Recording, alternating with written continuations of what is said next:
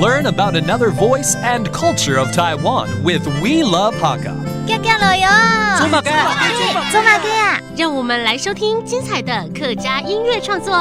Hey, what's up? It's time for another Hakka song on ICRT. I am Joseph Lin, and we got music here by He Yun Na. Now, the song literally translates to a dish called pickled pork, but she calls it Pickled Memories. It illustrates the recollections of two sisters of a Hakka dish from their youth. The song incorporates Bossa Nova, Jazz, and Samba styles to mimic Hakka people's skillful cooking, turning simple ingredients into amazing flavors. From beginning to end, the song is upbeat and lively, while also depicting a warm connection between the sisters and their home. Let's take a listen to 醃瓜炒豬肉。才來嘅下風，藝術地悠悠好食嘅，將世嘅好了食一度，也係下家人度愛，係記得頭擺，提擺看到好食嘅，安菜嘅好了食一度。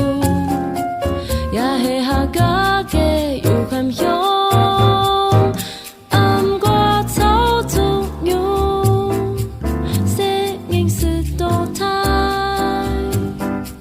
食飯青菜皮 ，yummy crazy， 一口甜醃瓜誒，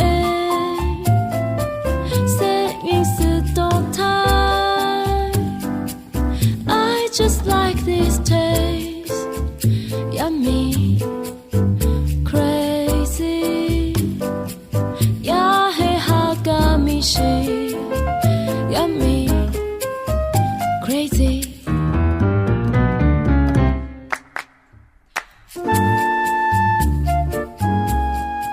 嘿，大家听了这首醃瓜炒猪肉，也就是醃瓜炒猪肉，有没有肚子饿了呢？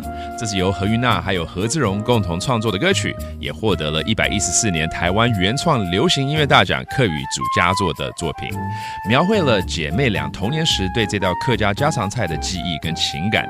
歌曲呢融合了 Bossa Nova 与 Jazz 的曲风，中间呢还加入了一点 Samba 的节奏，以及和弦变化很巧妙。整首歌呢宛如客家人灵活运用食材，创造出令人赞叹的滋味，而轻快活泼的节奏也展现出与母亲还有家乡的温暖连结。Again, this delicious song is by He Yun Na. Hope you enjoyed it. My name is Joseph Lin, and we will see you next time. 客家风情由客家委员会监制。We Love Hakka has been brought to you by the Hakka Affairs Council.